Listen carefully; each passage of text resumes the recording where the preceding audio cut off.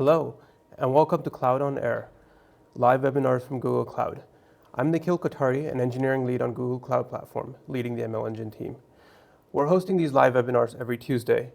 Throughout this talk, you can enter your questions, and my colleague Dinesh Kulkarni, who's a product manager on the team, will be able to answer. We'll also take some live Q&A at the end of this talk. So with that, let's get started with the presentation. Machine learning is all around us these days. Data scientists and developers are doing some really creative things with their data and powering some really interesting machine learning use cases.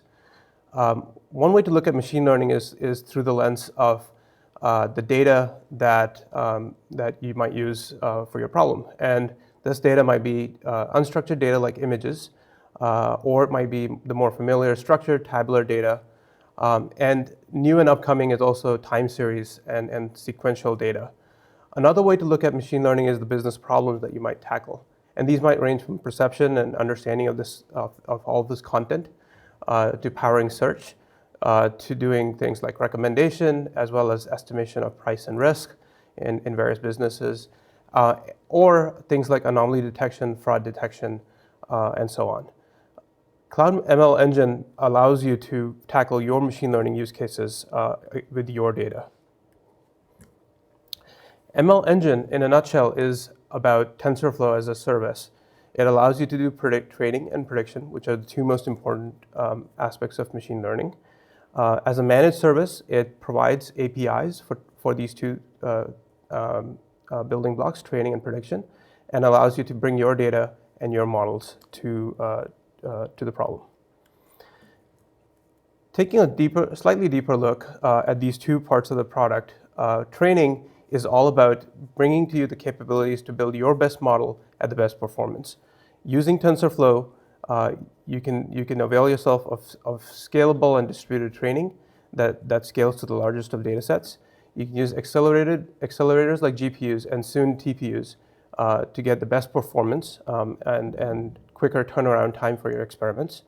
And then we also offer capabilities like HyperTune, which is a hyperparameter tuning capability to allow you to find and optimize your parameter space for your best model.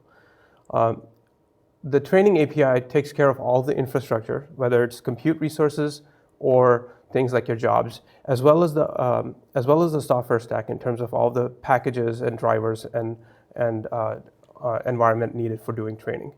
On the prediction side, once you have a model, it's about bringing to you the best production experience without having you to take on all the developer operations in hosting and serving models online. It starts with model management, which allows you to bring your models, deploy them along with different versions of your models, and it constructs an HTTP endpoint that you can use to connect to securely to your model and issue requests and responses to get predictions. You can also use these models in batch processing pipelines using batch prediction. I'll touch on a few of these in the demo as we switch to that. I'll be demoing a sort of very high-level view of ML Engine using Jupyter notebooks using a product called Cloud Data Lab. So this is Cloud Data Lab. I've already opened it up and I've got a variety of notebooks. Like any ML problem, it starts with data. It starts with understanding your data. And the notebook format allows you to very quickly get a sense of your data.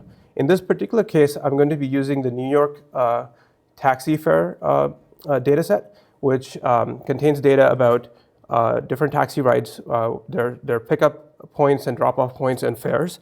And what we're going to do is build a model to predict the fare. So, and all of this data is in BigQuery. So the first thing you might do is actually understanding your data. And this involves first looking at the schema, which you can see using these tools that we have in Data Lab, things like %BQ to work with BigQuery APIs. So I can get a sense of my schema. I can also get a sense of my data. So this thing here has, it's a fairly large data set, so clearly I'm also going to be doing some sampling to be able to work with it in an interactive way. Here's a quick query that pulls out locations. from this data set, and it pulls out, for every 10,000 rows, it pulls out a data point. So that's my simple sampling. And then I can go ahead and plot it. And I get a fairly uninteresting plot, but it's actually interesting. A bunch of data points are at the 0, 0, lat long 0. So clearly there's some data cleanup to be also done and filtering. And so what I can do, I know that this is about New York, and so I can sort of bound the lat long pairs to New York and filter out all the data that sort of falls out of that. And once I've done that with a simple where clause that filters data to New York, I can re-execute this query. I can execute that SQL. It executes in BigQuery. I retrieve that as a pandas data frame. Many of you are probably familiar with pandas. And then I can very easily plot it. And those who are familiar with the geography around New York probably can recognize this. This sort of roughly outlines Manhattan, and you can sort of see Central Park, and that's where most of the taxi rides are in this data set. So that gives you a quick sense of how I can use the notebook to understand my data and to know what sort of pre-processing I might need to do. I can also go ahead and build features. Like, for example, I can use the pickup date and time to construct two features: day of the week and hour of the day. And these are much more interesting from a machine learning point of view to understand and generalize across different rides. Once again, I can execute the query and get a data frame. I can get a preview of the data in that data frame. I can also get some basic statistics, like, for example, the count of rows I got, number of unique values. So here I see I have 7 unique days, which is, I expect that. I can also see minimum and maximum values, mean, those types of things.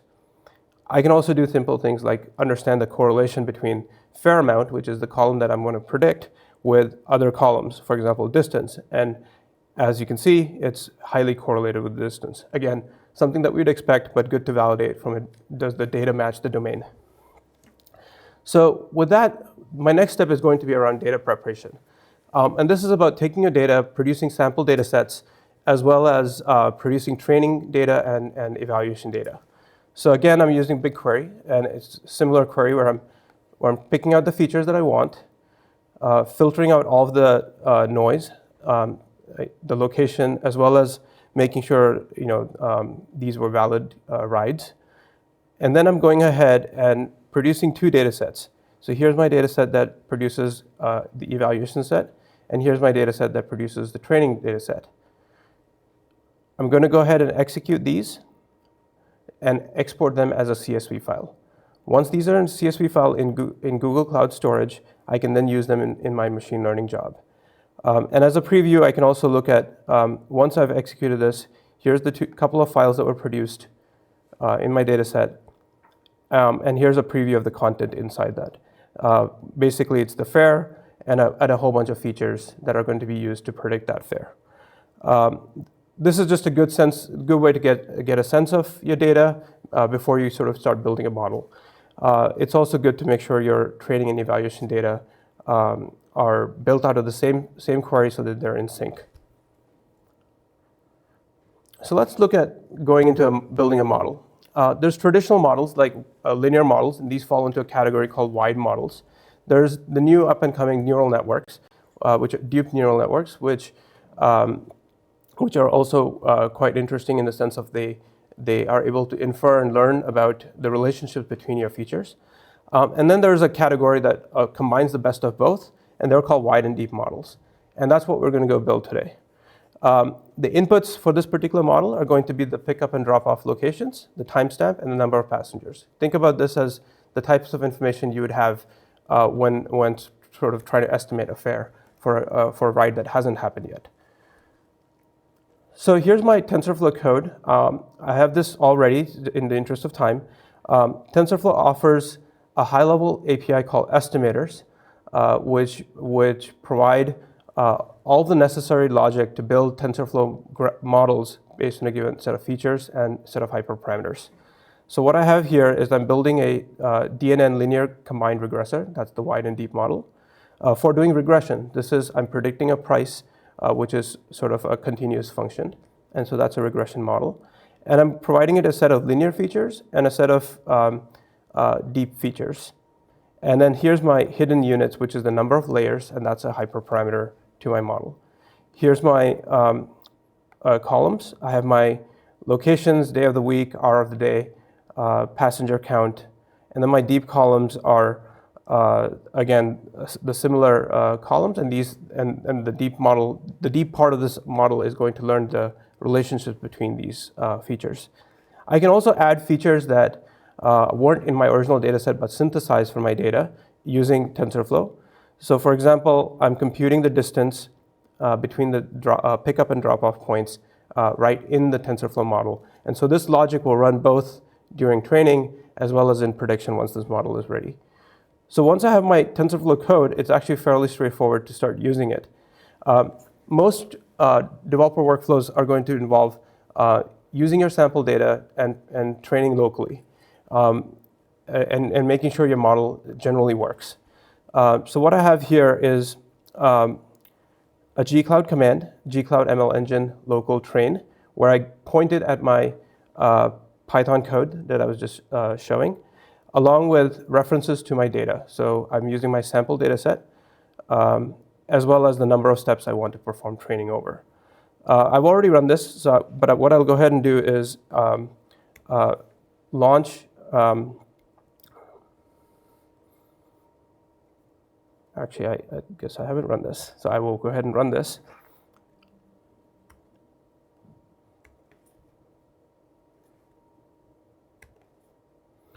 So while this is running, I can start bringing up TensorBoard, and we can look at what happens as the training progresses.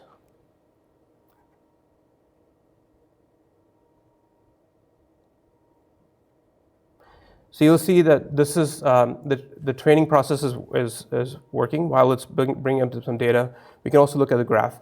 This is the graph of the model that the estimator built. It has the DNN, the deep neural network part, as well as the linear model part. Let's refresh this. And you can see that as training proceeds, it will incrementally improve the model over time. And you can see it's live, it's updating. And we've set this to train over 5,000 steps. It's gone about a third of the way. So we'll let this complete in a second.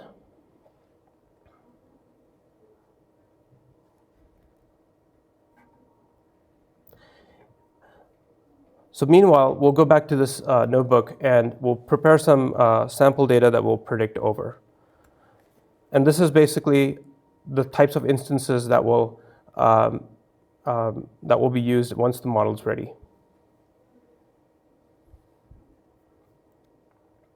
Let's see if it's done. Now, the model that's going to be produced here is actually going to be fairly simplistic as well as not very predictive, because I'm only using a very small subset of the data.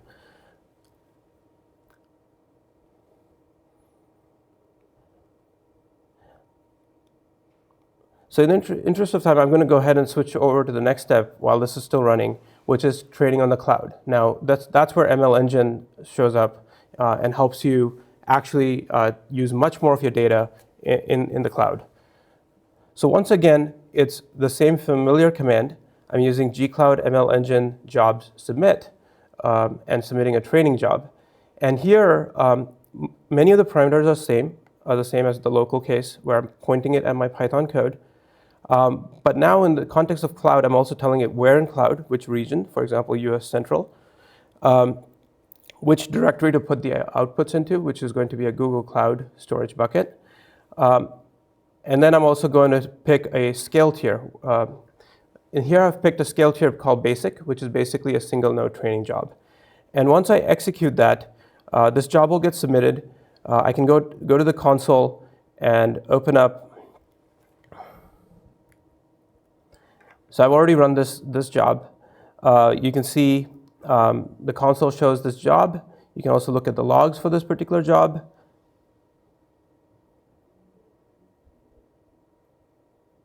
And this shows all of the logs, including things like the loss and the global steps as the training progressed, all output in the log for you to be able to see what happened. Like the local case, I can also bring up TensorBoard.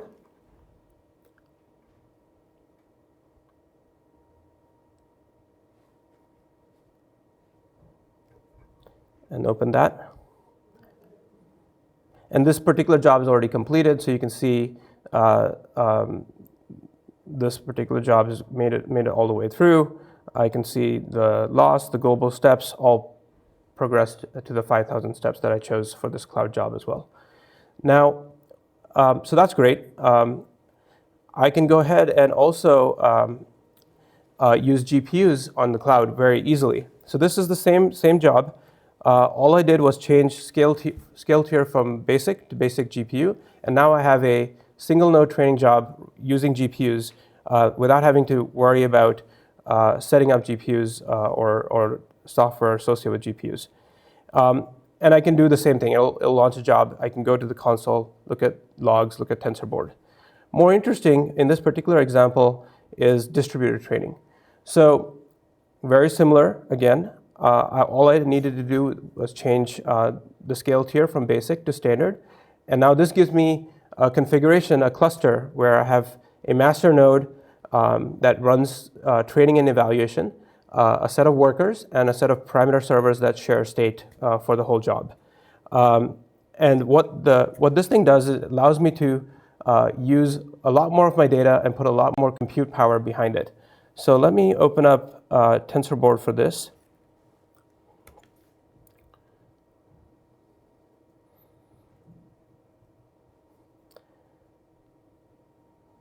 So it's again the similar set of charts, but an interesting thing to look at here is global steps per second. And what I'm seeing is something like 55 steps per second, versus say the other job where I had a single node where I was getting about 14.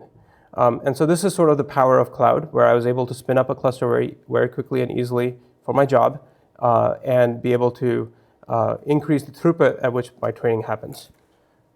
So now let's also look at what this job produced.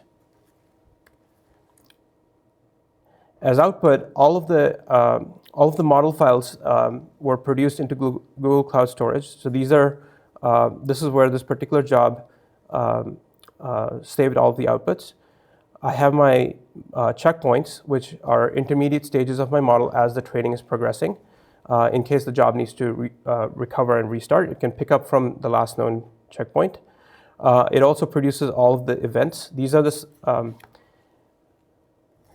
these summary files are the ones that TensorBoard visualizes. These contain a log of all of the metrics that were produced.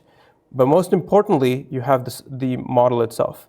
So here is my save model and the set of variables that were saved along with it. These variables are the learned weights. So all of the weights of the linear parts of the model as well as the deep parts of the model.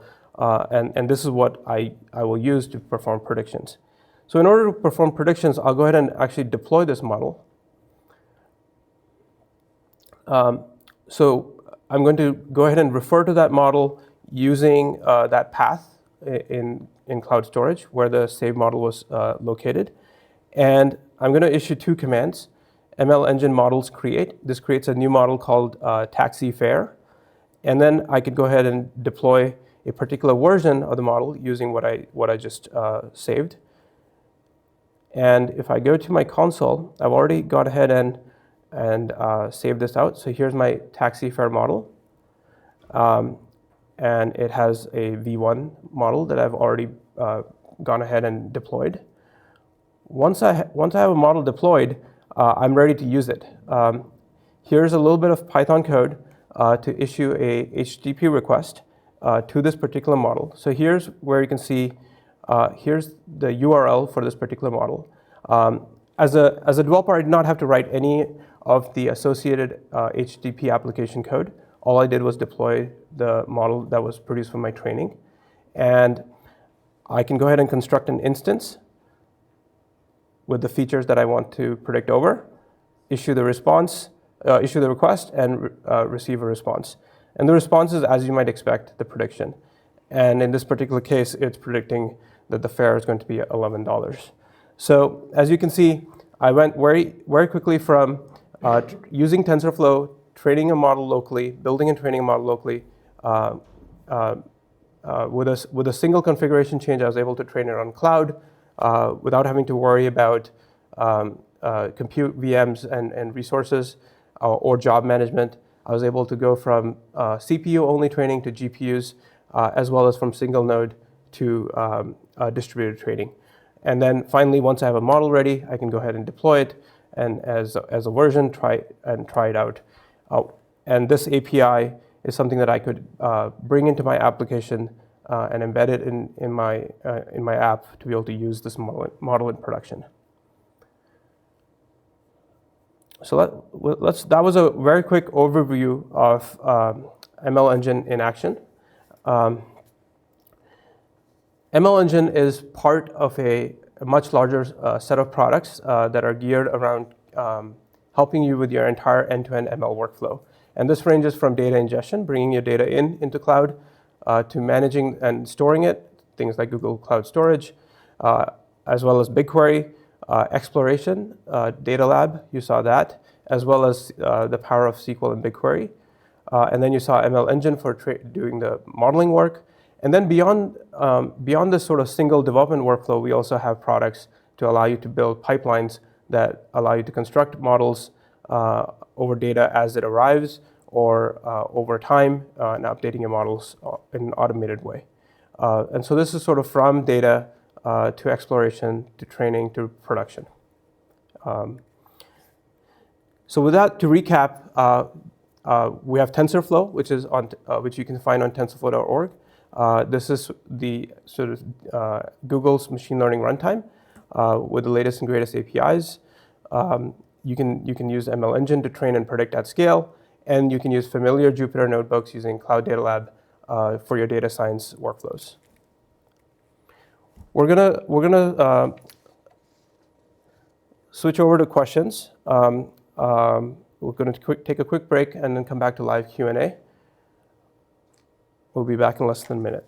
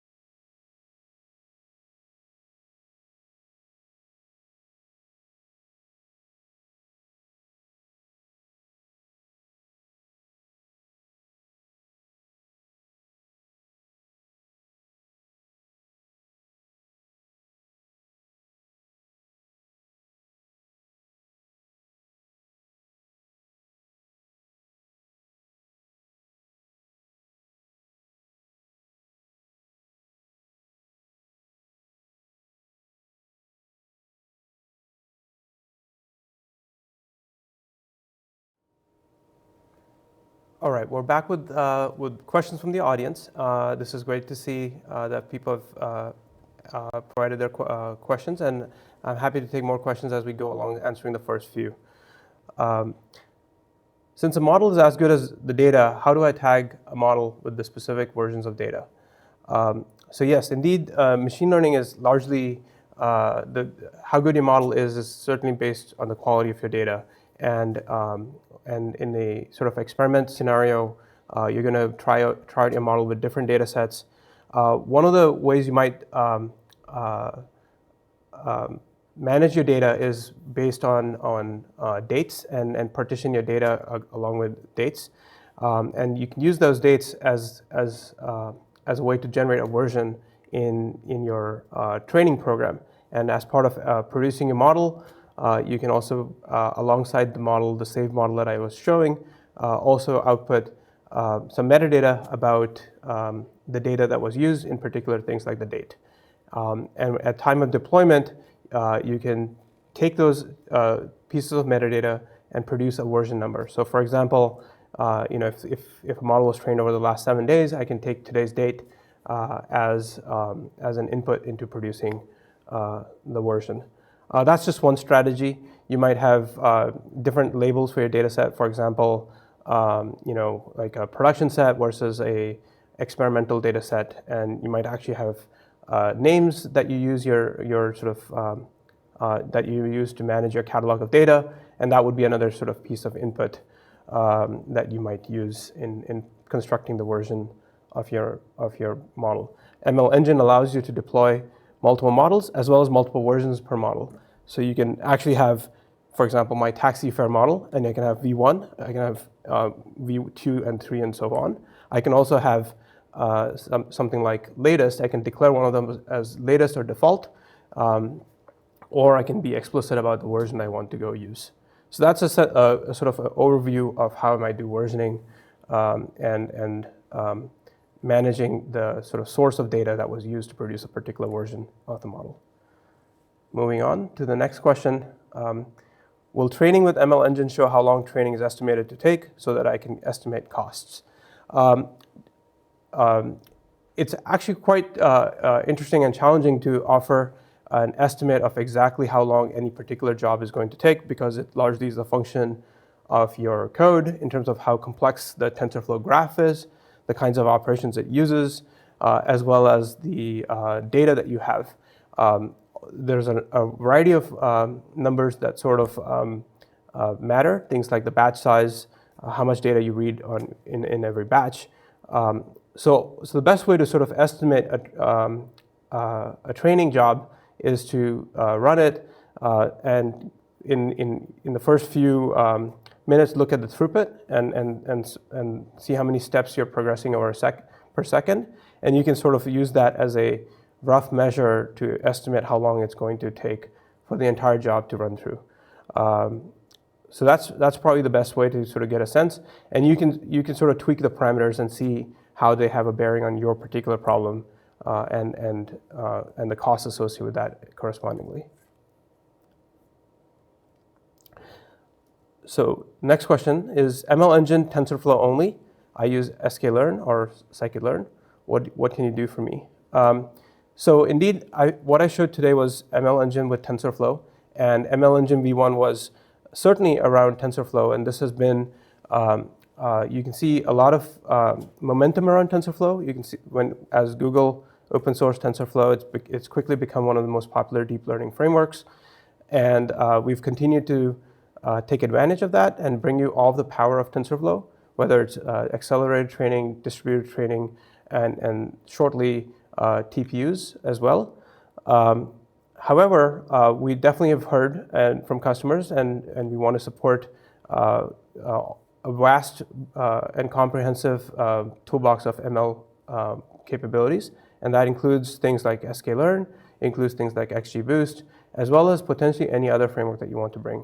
And so this is something that I'd ask you to stay tuned for. This is shortly in forthcoming, starting with on the prediction side, where you can train a model wherever you run training today and bring it to cloud to put it into production. and then we'll follow that with training as well. Moving right along, when can I get GPUs and TPUs to train faster? So GPUs are available today. I actually used it, and I showed how you can get started using it with a simple configuration that says use a GPU-enabled cluster. We have both K80s as well as Pascal P100s. You can also get not just sort of single GPU training, but you can also get 2 and 4 for every worker. And a lot of people actually use a single node with multiple GPUs to really sort of scale up their training. TPUs are around the corner. We have a product called Cloud TPU, which is the infrastructure as a service offering with GCE. And so you could spin up a TPU node and use that to get TPU training. With ML Engine, you'll see, again, a very managed experience where you can easily opt in into TPU just like I did for GPUs. And ML Engine will take care of all of the resource provisioning and managing that through the life cycle of the training job. So that's, we'd love to, of course, hear your interest. Please contact us through the feedback link that we have on our docs page in terms of expressing your interest to sign up for a TPU preview. TensorFlow, so moving to the next question. TensorFlow models seem complex. Where do I start for my image classification problem? So let me answer that in 2 parts. I will switch to my demo code. So TensorFlow models can be complex in the sense that they allow you to do new and interesting things and use the full power of TensorFlow. However, if you're doing basic things like a linear regression model, TensorFlow has a number of APIs that will help you get started easily. So I'm actually going to show you on my screen, go back and look a little bit more closely at this particular piece of code.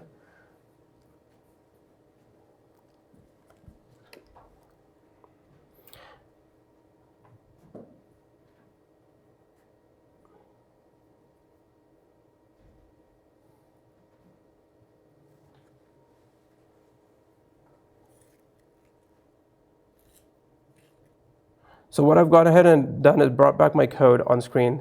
And let me walk you through a little bit more of the code that I had for my particular model. So I'm going ahead and importing TensorFlow, which is, of course, the standard TensorFlow package. And here's the estimator API. So the estimator API lives under an estimator module, and it has a number of estimators. DNN, linear combined, is the one that I used. There's DNN, there's linear, and there's more that are coming up. And these provide a simplified interface to all of the power of TensorFlow by a high-level API. Once I've constructed my estimator, I also go ahead and construct my data set. So here I'm constructing a data set that's a text line data set because I'm using CSV files. And I can very easily say I would like to repeat over that data set for a given number of epochs and read that in a batched fashion without actually having to deal with all of the low-level APIs in TensorFlow that are there and offer a lot of power, but I don't have to use them in this particular case.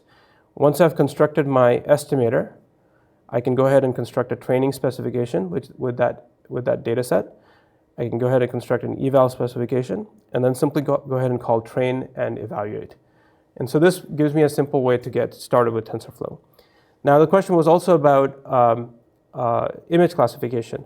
Now image classification is actually quite interesting in that there's a technique called transfer learning that you might actually use. And this is one of the samples that is available with Cloud Data Lab. If you were to go get that, there's some pre-built samples that cover that use case.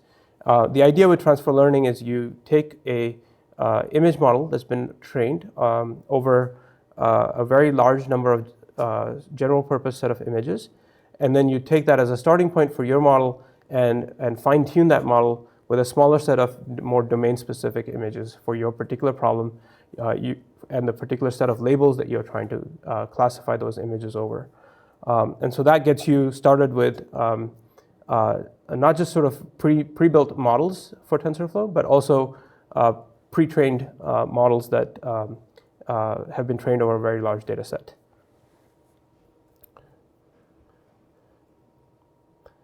So there's more questions that have come in.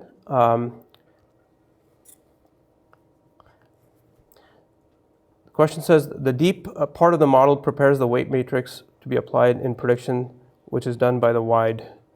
So in reality, what's happening is the model architecture consists of two parts.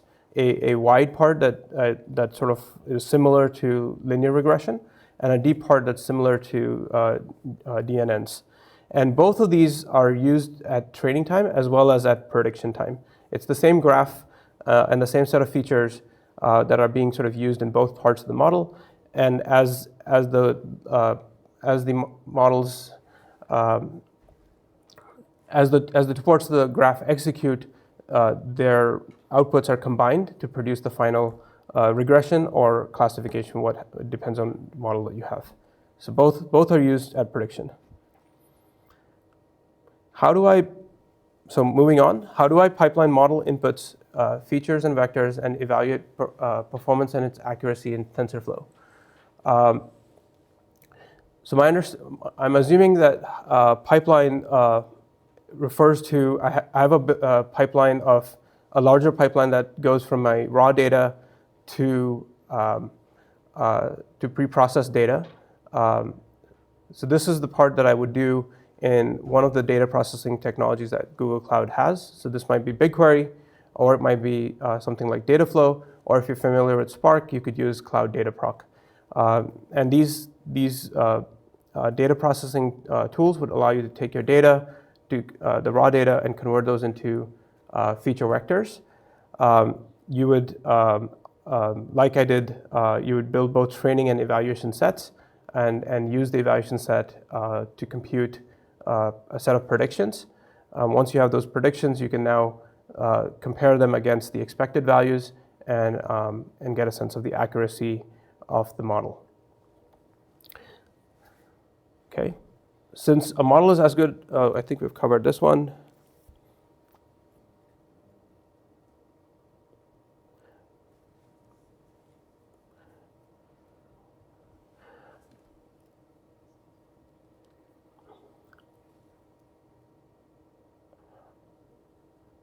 So if there's any more questions, please go ahead and get them in.